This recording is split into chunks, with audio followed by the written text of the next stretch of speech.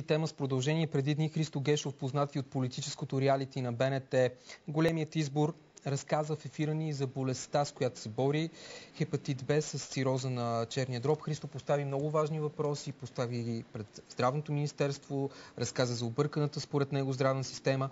От няколко дни той спря лечението си в знак на протест срещу Министерството на здравеопазването.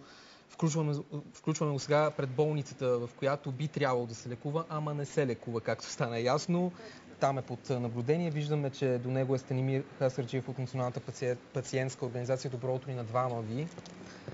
Христо, да започнем с това, с теб да започнем. В какво състояние си в момента и този отказ за лечение до какво може да доведе? След малко ми предстои да ми направят едни изследвания, за да установят в момента в какво състояние съм. Предполагам, доктор Станимир Хасарджиев може да каже малко по-подробно какво ще се случи, ако спра с въпросното лечение с вириати за фикс. Защо избра такава форма на протест, доста крайна, в крайна сметка? Защото, за съжаление, в България, за да бъде чут някой, за да се стигне до решаване на даден проблем, трябва да се случи нещо и чак тогава вече някой ти обръща внимание. Аз вече колко време говоря, че този проблем го има и не съм само аз, и Национално сдружение Хепасист в лицето на доктор Станимир Хасарджиев. Всички говорим, че болните от хепатит се увеличават, но в същия момент някакси проблема не може да се реши, а проблема не е само един, а те са няколко. Мислиш ли, че с този отказ и с този вид протест ще докараш до някакъв резултат, до някаква реакция от страна на институциите? Надявам се да докарам, въпреки че сега наскоро с други болни в болницата, в която се лекувам, говорихме, че преди време имаше и хора, които се запалиха в знак на протест, но обществото обърна внимание, но държавата отново абдикира. Сега имаш ли някаква комуникация с държавата? Някой реагира ли, защото ти вече кой ден? Трети, четвърти си без лечение? Някой потърси ли те? Точно така, не абсолютно никой по никакъв начин от страна на Министерството или откъдето и да било не отговориха или не ме потърси.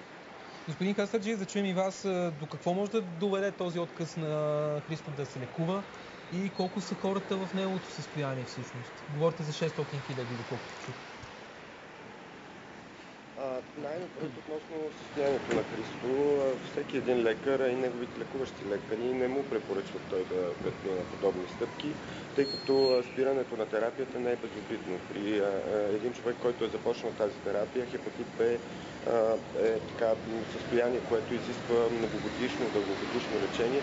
При спирането на терапията, разбира се, това крие риск за състоянието на човек, тъй като вируса може да се реактивира и е възможно да се стигне до тежки осложнения, включително чернодробна недостатъчност. Така че аз се надявам Христо да не предприема подобни стъпки, защото в крайна сметка неговото здраве е най-важно. Колко време може да продължи? Колко време може да продължи този протест, без да има сериозни последици върху състоянието на Христо? Много е трудно да се отговори на този въпрос, тъй като всеки организъм е индивидуален. Аз наистина се надявам, че няма да се стигне до подобни неща, но нека все пак да кажем част от проблемите, заради които Христо може би с право поставя тези важни въпроси. На първо място инфектираните с хепатит Б в България, а и с хепатит С, това е другия хроничен хепатит, така са доста голяма, доста сериозна бройка.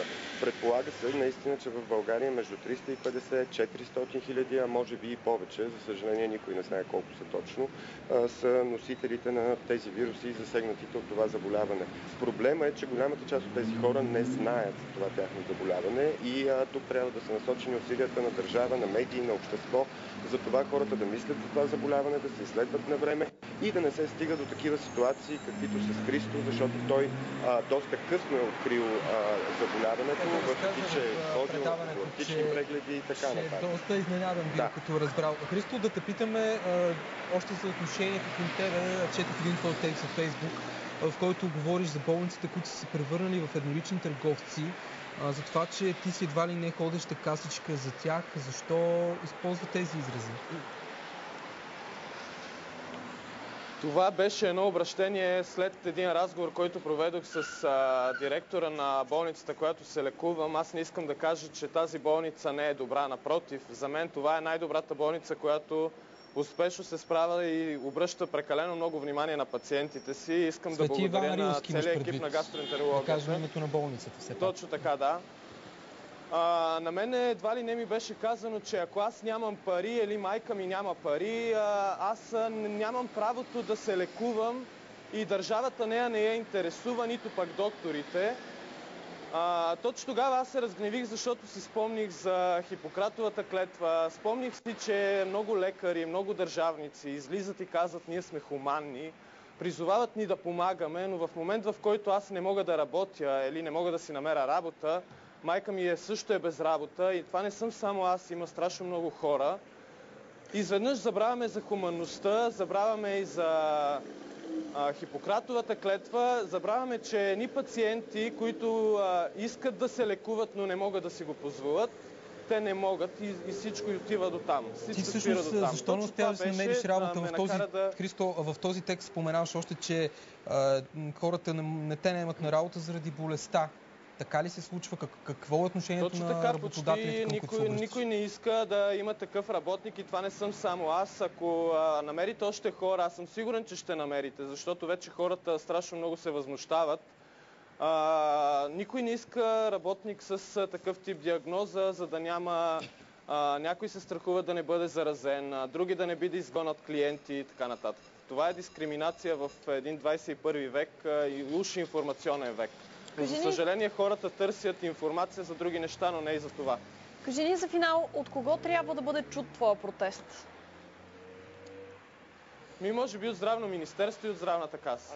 Може би само да добавя, че прави се така сериозни постъпки тук с експертите и от Иван Рилски и други национални консултанти по хепатити, да подготвили хепатитен план, който е внесен вече в Здравното министерство. И имаме уверенията на екипа на министерството, че този план би следвало да стане реалност, защото в него всички тези проблеми, които Христо поставя, се опитваме да намерим решение, да се надяваме, че това няма да бъдат празни обещания, но наистина скоро хепатитният план на България ще бъде факт. Христо, последно към теб, едно послание към тези, които те гледат и са в твоето състояние. Ти си един от малкото наистина, които застават пред камерите и разказват за състоянието си.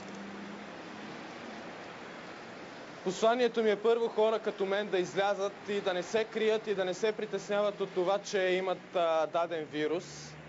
Колкото повече се говори за даден проблем, този проблем става по-малък и той се забравя. Така беше и с кампаниите за ХИВ. Вече всички знаят какво е ХИВ и всеки се пази от ХИВ. Така би трябвало да бъде и с хепатит Б, защото вирус е еднороден.